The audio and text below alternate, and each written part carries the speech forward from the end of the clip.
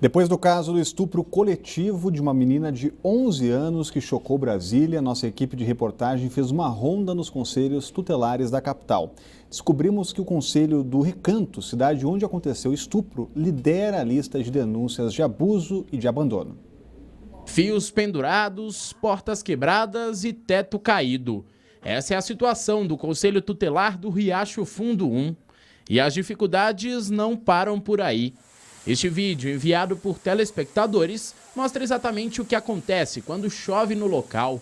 As salas ficam alagadas. E o único jeito de controlar a água é deixar o trabalho de lado e pegar um rodo.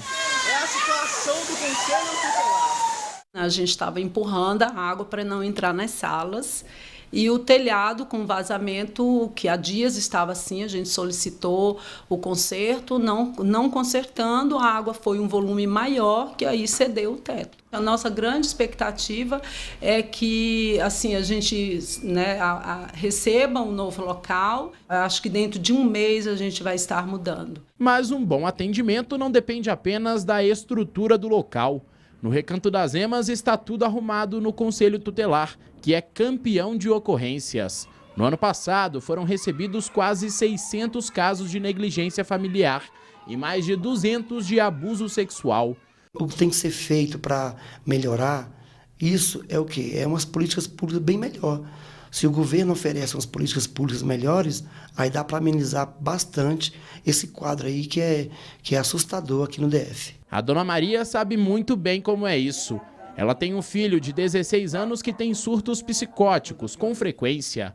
O Conselho Tutelar acompanha de perto o caso, mas o jovem precisa ser internado. Só que sempre há um obstáculo. Eu sei medializar, né? Só que quando ele volta do mesmo jeito. O Conselho Tutelar do Recanto das Emas também recebeu o caso da criança de 11 anos que foi estuprada por 5 rapazes na semana passada.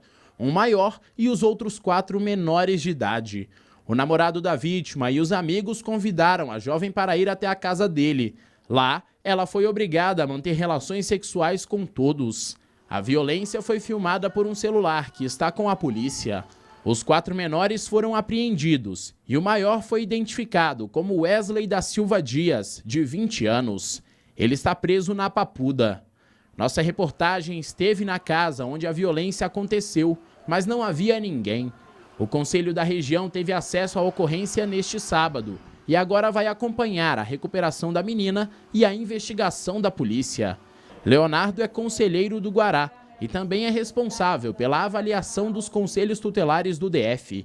Ele reconhece as dificuldades e diz que a única solução para os problemas é mudar a localização dos conselhos. Dos 40 conselhos tutelares hoje, a metade são em casas alugadas adaptadas e a outra metade, na maioria, são em órgãos cedidos por outros órgãos, também adaptados, sem a privacidade e a segurança devida para a população fazer a denúncia. Toda região administrativa tem órgãos que podem receber sede do Conselho Tutelar.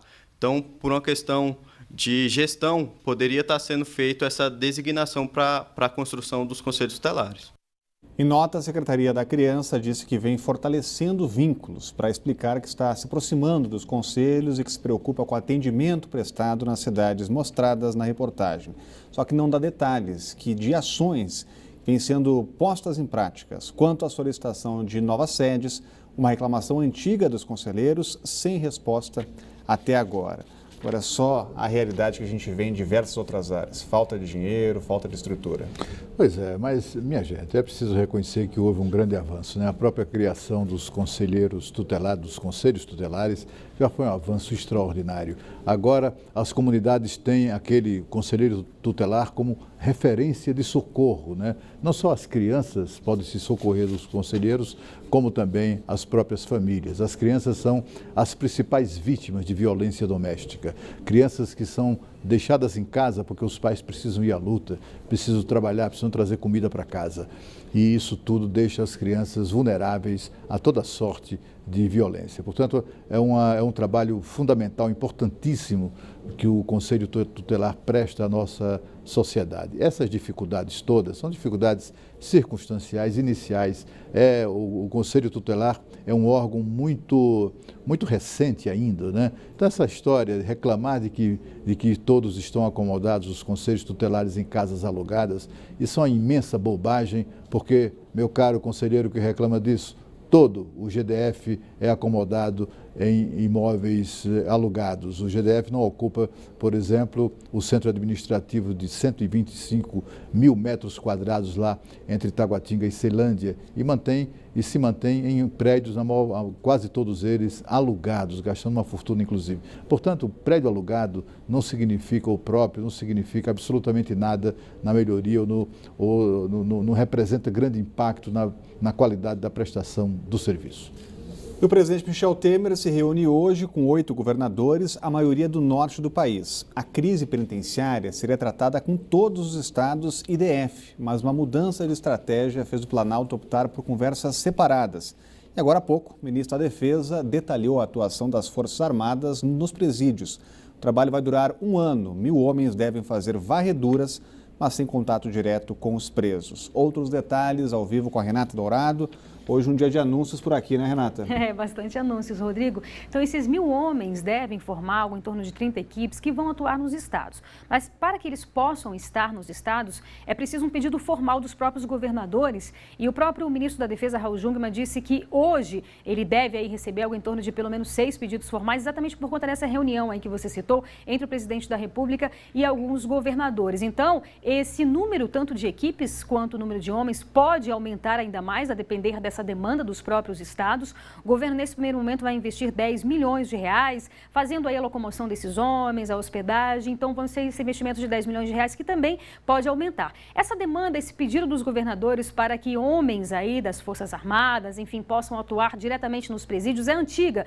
No primeiro momento, os homens da Força Nacional, onde o governo disponibilizou também essa ajuda, eles estavam e ainda estão do lado de fora dos presídios. Então, o governo resolveu atender, mas tem um porém, Rodrigo. Esses homens das Forças Armadas, como você bem disse, eles não terão nenhum contato, pelo menos não é para ter, nenhum contato direto com esses presos. Então, o que eles vão fazer? Eles vão fazer inspeções que serão sigilosas, exatamente para que os presos não possam ter esse conhecimento, mas no dia dessas inspeções, esses presos serão retirados das celas pelos próprios agentes penitenciários dos estados e também policiais dos estados, exatamente para não ter esse contato com esses homens das Forças Armadas. Então, eles vão procurar armas, que a gente sabe que tem muito dentro dos presídios, celulares, drogas também, tudo isso a gente já sabe, porque os próprios presos mostram isso, não fazem nenhuma questão de esconder. Então, esses homens vão estar lá exatamente para retirar esses equipamentos. Como você bem disse, um período aí de 1 ano, mas, como a gente sabe, a responsabilidade aí da segurança dos presídios é do próprio Estado. Então, o ministro deixou bem claro isso, que eles vão atuar, eles vão dar esse suporte, mas é como se fosse uma limpeza, entre aspas, digamos assim. Vai caber, obviamente, aos próprios estados, às seguranças dos estados, não permitir com que esses equipamentos, drogas, armamentos entrem realmente nos presídios. Nós estamos vendo aí essas imagens, né, as imagens que nós vimos aí nos últimos dias dessas rebeliões e desses massacres. Um outro pedido também dos governadores, Rodrigo, é com relação às fronteiras, porque o que está por trás de tudo isso, desses massacres, dessas rebeliões? A liderança do tráfico de drogas no Brasil, no país. E essa droga vem especificamente de outros países, Colômbia, Peru. Então, o governo também já anunciou que no próximo dia 31 vai se reunir, vários integrantes do governo brasileiro vão se reunir também com integrantes do governo, primeiramente do governo colombiano, para tentar fortalecer essa segurança nas fronteiras e não permitir que essas drogas entrem no nosso Brasil, no nosso país. Então é isso, é um estado de alerta onde o governo está tentando aí por todos os lados, de fato, amenizar essa situação. A gente sabe que é uma situação complexa, envolve várias questões. Hoje também a presidente do Supremo Tribunal Federal, ministra Carmen Lúcia, vai se reunir com com o ministro do Trabalho. Possivelmente nos próximos dias o governo deve anunciar aí um projeto para levar cursos de capacitação para presos. Algo em torno de 15 mil presos devem ser beneficiados com esses cursos de capacitação, levando aquela linha de ocupar também o tempo desses presos. Eles passam boa parte do tempo de uma forma bastante ociosa, levar educação, levar também esses cursos de capacitação. É uma tentativa também, né, Rodrigo? A gente sabe que esse problema envolve várias áreas, são vários setores que precisam se unir para tentar diminuir esses estragos que a gente vê no nosso país. Rodrigo. Obrigado, Renata. Com as informações que partem aqui do governo federal, Cláudio Humberto, Forças Armadas, será que ataca mesmo o problema? É claro que não, né? Olha, é uma pena que o presidente Michel Temer, o governo federal, tenha optado pela demagogia no tratamento desse assunto. As Forças Armadas serão de uma inutilidade total no enfrentamento da questão do sistema penitenciário. Os militares não têm nenhuma experiência nisso. Não há nada que as Forças Armadas venham a fazer nos presídios que não venha sendo feito ou que não possa ser feito pelas polícias militares e pelos agentes penitenciários. Estes, sim, é que têm experiência, têm expertise para lidar com o problema dos presídios, inclusive com revista. Vão colocar meninos de 18 anos de idade, que é a idade, ali é um pouco mais de 18 anos de idade, são esses garotos que estão circunstancialmente no Exército, nas Forças Armadas, por alguns meses, até cair fora, em razão da obrigatoriedade do serviço militar, e isso, de fato, não vai colaborar com nada, né? Isso é apenas um gesto demagógico do governo, porque as Forças Armadas não são para isso, não servem para isso. O que o governo precisa fazer é botar essa gente toda para trabalhar, é colocar para trabalhar a população carcerária, até para que eles ajudem com o produto do seu trabalho,